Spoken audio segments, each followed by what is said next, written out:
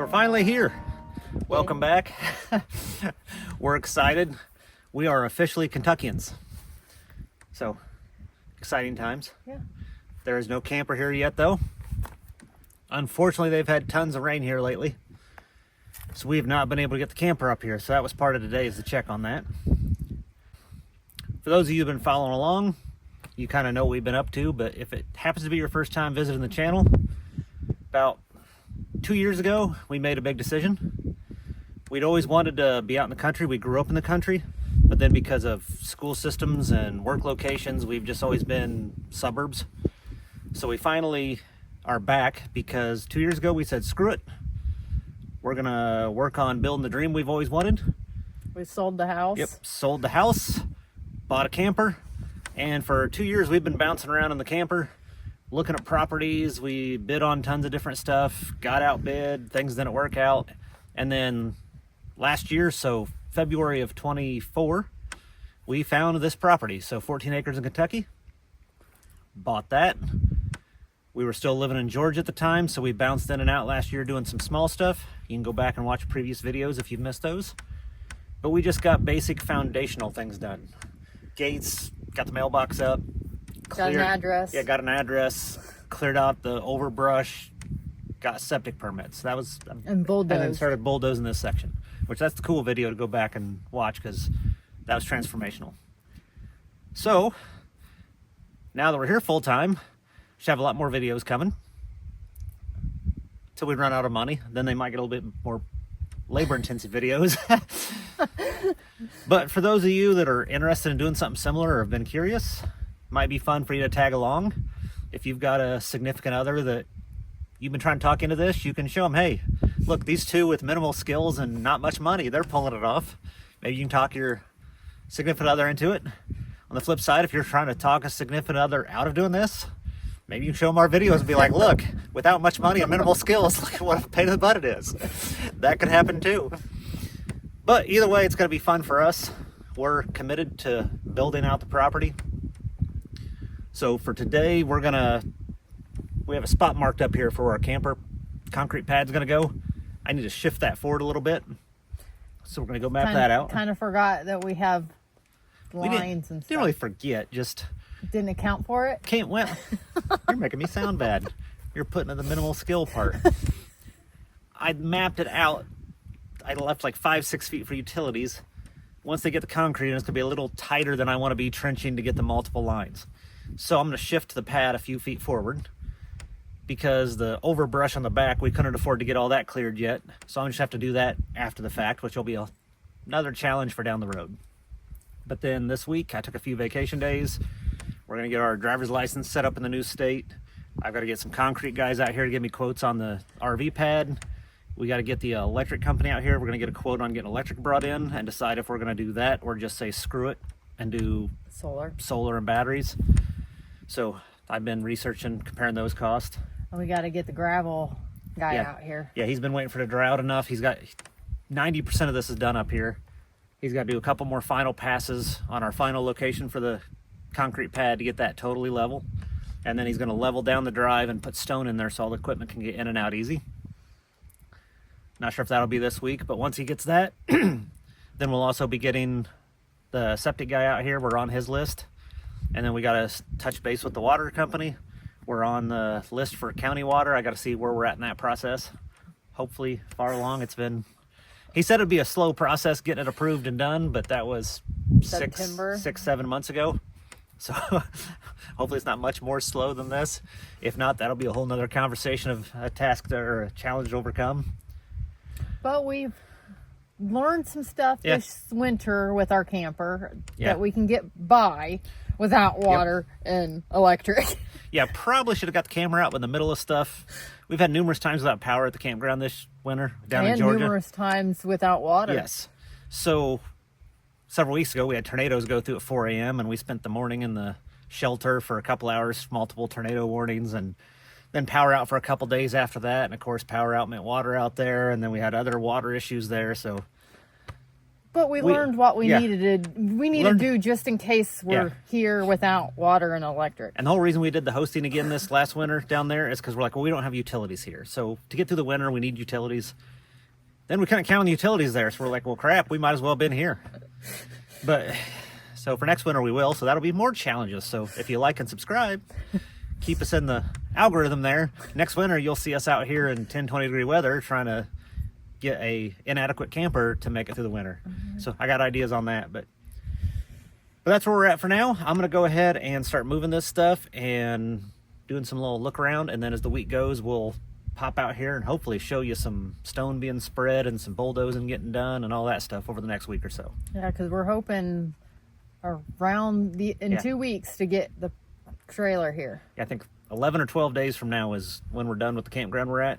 So by then, we got to get the camper up here. One way or another, it has to get up here. So more interesting stuff. So all right, well, I'm going to go get to work up here and see what we can get done today. Yeah, I don't have the big tape measure on me. Okay. So we'll have to come back with some of that stuff. Okay. So I'm getting ballpark for right now. We just need a general idea for the dozer guy. Then when he gets it completely level, then we can square it out for the concrete guys. You think about 5 feet that way? Let's start at this front edge. I don't know how much. Are you needing the level to kind of help you? I'm going to kind of guess at first. It's always the way to do it. Roughly.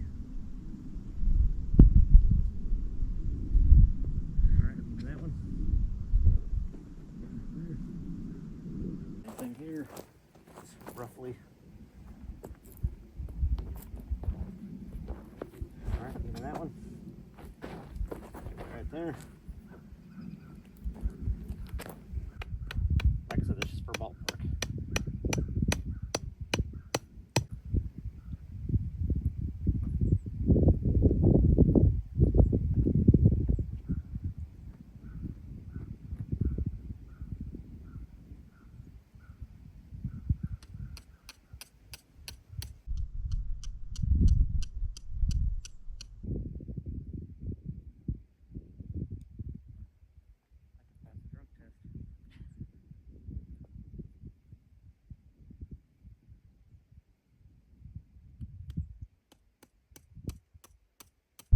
So now utilities. Septic's going over there. So we'd have to have a septic clean out and then water. And then both have to go up to the building over there. So septic's going to be on the back side, water on the front. But then placement of water depends on placement of power.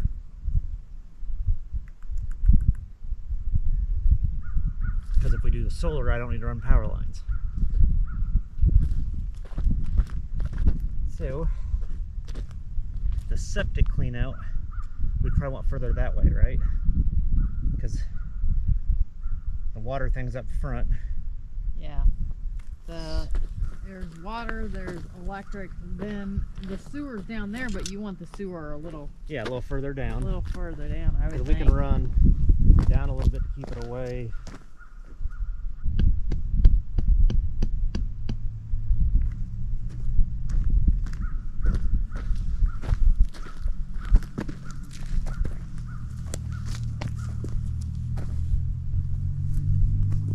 So we're gonna have them run a septic line or a drain line over to at least here, and then cap it to tie into that, so we don't have to dig it up later. So I was gonna ask if you could put a clean out there and just have a spot that comes to here, so when we do that, we're ready to bend over to it. So if you trenched that there, then we could do the water line would come up across and then down in between these two, split the concrete in this, and then be more down this way. So then you got a couple feet there. You have to think about the pedestal. That's only if we have power. Oh yeah. That's my point. we have power, I'll move the water a little back this way, cut it in, and then tee out over about a foot, and then bring power in from this way and then over. That way I separate those. It's upper line. Yeah. So I don't know how they would cut it out, but So yeah, they would put a pole in and then bring probably a tent pole up here at the front. So you'd have a telephone pole there, or utility pole, a box on it, and then we'd have to trench up and around and over to here. it's ugly. It'll be ugly. And have overhead power lines and buried lines. But if we do solar, you won't have air conditioning much.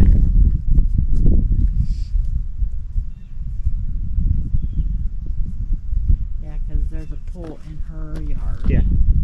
So they come off that probably. Yep. So we're walking and talking right now.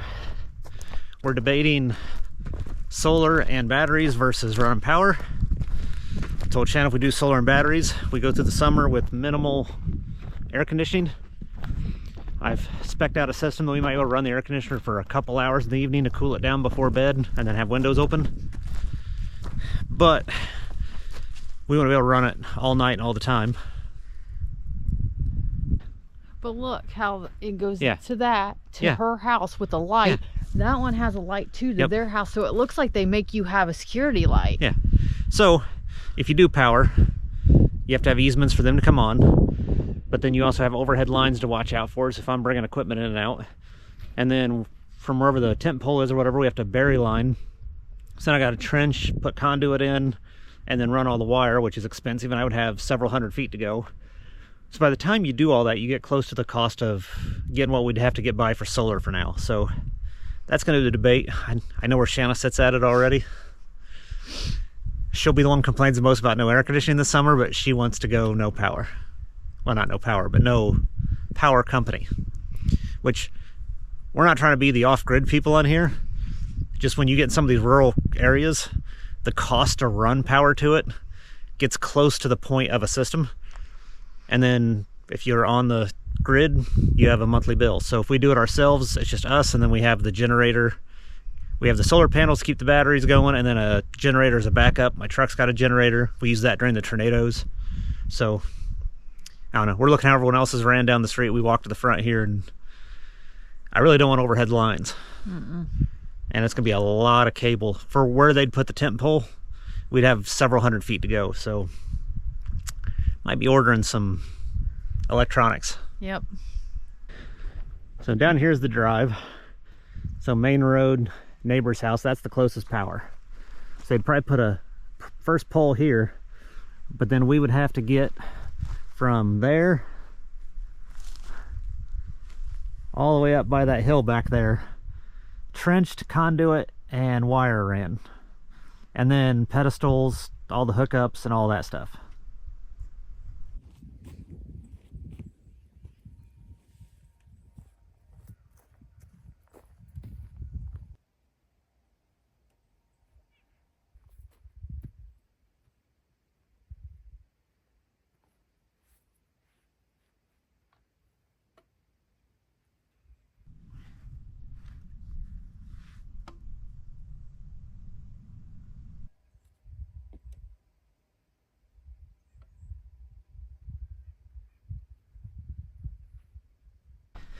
So right now, we're trying to figure out a level spot to temporarily put the camper. So get too close to the front, you got a big drop off. Go up. Get past this, you start getting an incline up to where it's flat at the top there for the camper. Because we're going to have to put the camper somewhere in here, get it set down, and then after let the concrete get done and get that cured to move the camper. So Shanna is debating this versus that over there. I think that looks flatter, but I could be wrong. So well, I shifted this a little. Let's check it over to here. I'll measure what the drop is over 8 feet, and then we'll go do the same thing over there.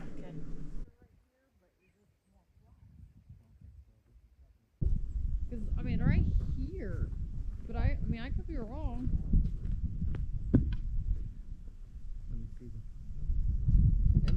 wetter down here, though. That's the only. Yeah, if it could shift, but hopefully we're not here as long.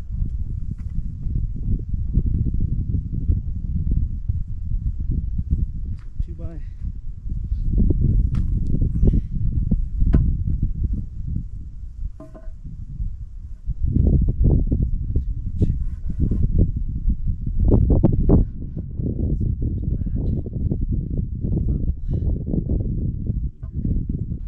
What, I say 8.5 down there? Yeah. 8 1/4. So it's not much difference. So either spot would be doing. The question is, could we have him just say, hey, could you knock a little bit of a level spot?